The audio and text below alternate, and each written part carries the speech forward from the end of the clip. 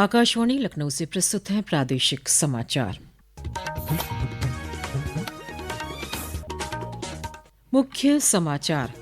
राष्ट्रपति द्रौपदी मुर्मू ने संसद के बजट सत्र के पहले दिन दोनों सदनों को किया संबोधित। वित्त मंत्री निर्मला सीतारमण वित्तीय वर्ष 2025-26 के लिए कल पेश करेंगी केंद्रीय बजट। महाकुंभ में श्रद्धालुओं का त्रिवेणी में पवित्र स्नान का सिलसिला जारी।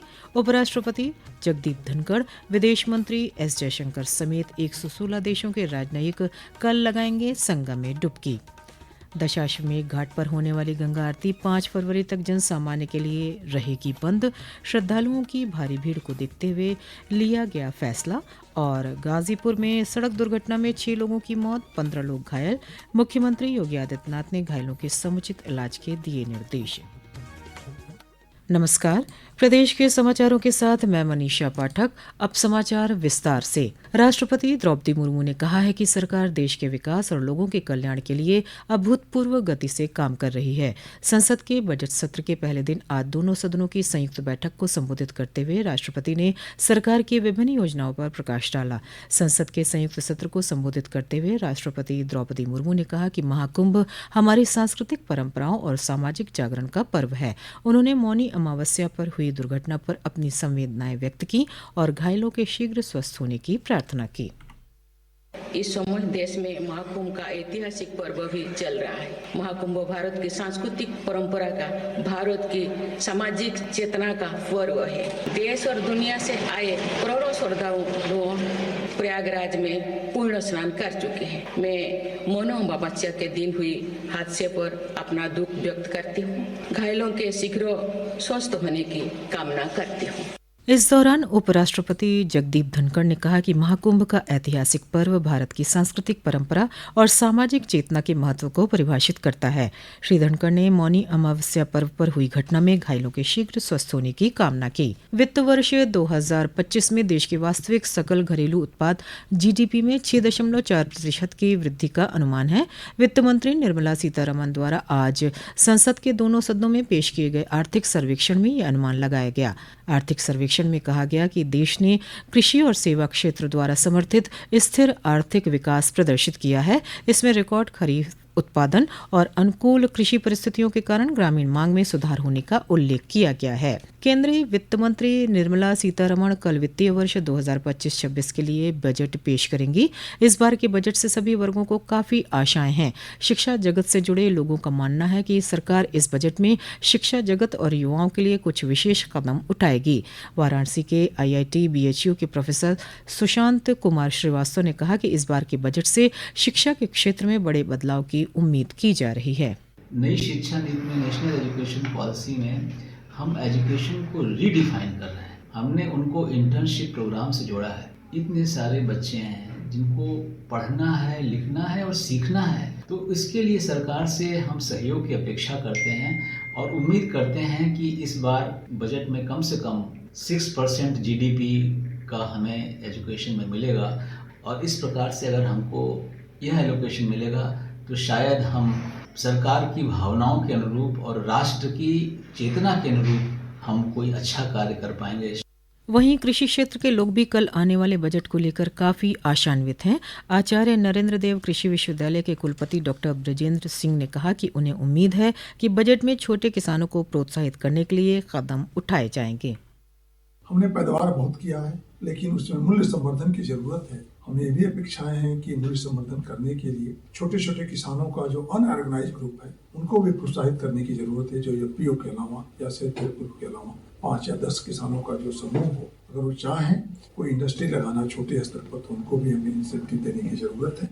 इंसेंटिव प्रदेश वाइज भी या रीजन वाइज भी देने की जरूरत है।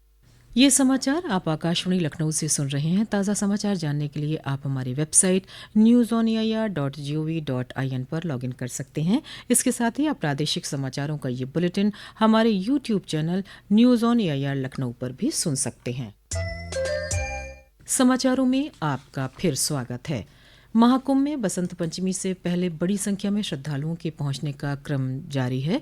आज शाम 6 बजे तक 1,73,00,000 श्रद्धालुओं ने आस्था की डुबकी लगाई। महाकुंभ के अपर मेला अधिकारी विवेक चतुर्वेदी ने बताया कि सुरक्षा के मद्देनजर सभी घाटों पर बचाव राहत दल, जल पुलिस और गोताखोर लगातार निगरानी कर रहे हैं। पेश है एक रिपोर्ट।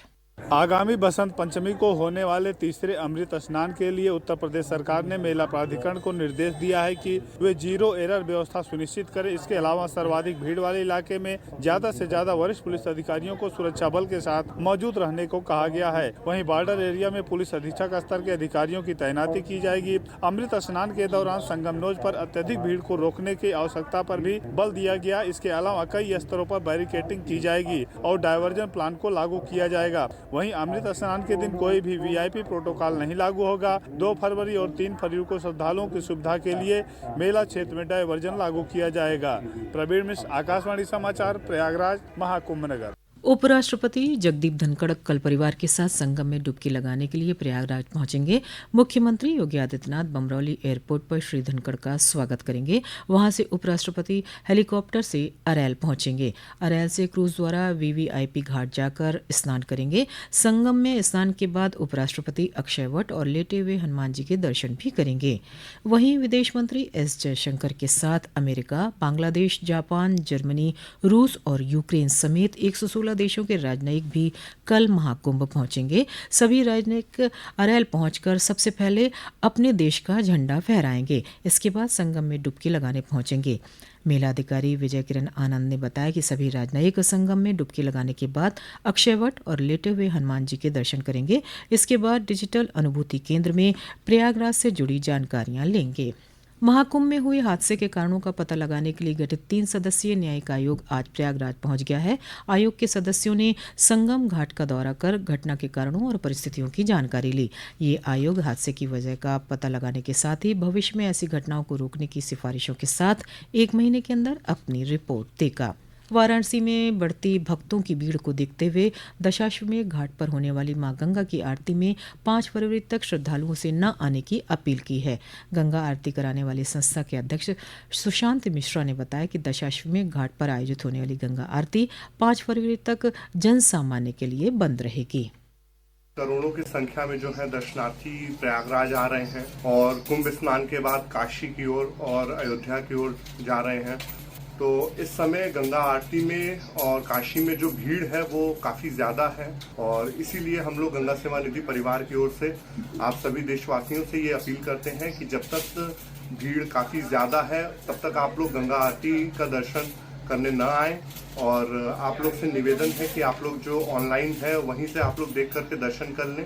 जब स्थिति थोड़ी सामान्य होगी उसके बाद आप माँ गंगा की आरती का दर्शन करने के लिए आ सकते हैं। गाजीपुर में एक सड़क दुर्घटना में 6 लोगों की मौत हो गई और 15 लोग घायल हो गए। घायलों को इलाज के लिए जिला अस्पताल भेजा गया है। ये सभी लोग महाकुंभ से लौट रहे थे। आज सुबह नंदगंज थाना क्षेत्र के पास हाईवे पर इनका वाहन एक ट्रक से टकरा गया, जिसके कारण ये दुर्घटना हुई। मुख्यमंत्री योगी आदित्यनाथ ने हादसे पर दुख जताया है और घायलों के समुचित इलाज के निर्देश दिए हैं। उत्तराखंड में 38वें राष्ट्रीय खेलों में प्रदेश की पुरुष बीच हैंडबॉल टीम ने कांस्य पदक जीतकर राज्य को पहला पदक दिलाया।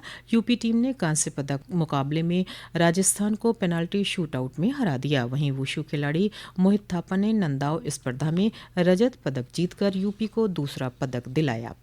1 और 2 फरवरी को बरेली में आयोजित होने वाली राज्य स्तरीय पैरा स्पोर्ट्स प्रतियोगिता में शाहजहांपुर के 6 खिलाड़ी हिस्सा लेंगे। ये खिलाड़ी शूटिंग, पावर लिफ्टिंग, भाला फेंक और रेस में प्रतिभाग करेंगे। अंत में मुख्य समाचार एक बार फिर। राष्ट्रपति द्रौपदी मुर्मू ने संसद के बजट सत्र से पहले दिन दोनों सदनों को किया संबोधित।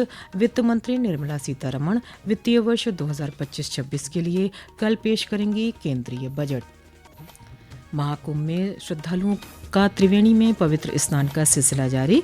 उपराष्ट्रपति जगदीप धनखड़, विदेश मंत्री एस जयशंकर समेत 116 देशों के राजनयिक कल लगाएंगे संगम में डुबकी। दशाश्वमेध घाट पर होने वाली गंगा आरती 5 फरवरी तक जनसामान्य के लिए रहेगी बंद। श्रद्धालुओं की भारी भीड़ को देखते हुए लिया गया फैसला। और गाजीपुर में सड़क दुर्घटना में 6 लोगों की मौत, 15 लोग घायल। मुख्यमंत्री योगी आदित्यनाथ ने घायलों के समुचित इलाज के दिए निर्देश। इसी के साथ प्रादेशिक समाचारों का ये बुलेटिन समाप्त हुआ। अगला बुलेटिन रात 8 बजे FM पर प्रसारित किया जाएगा। नमस्कार।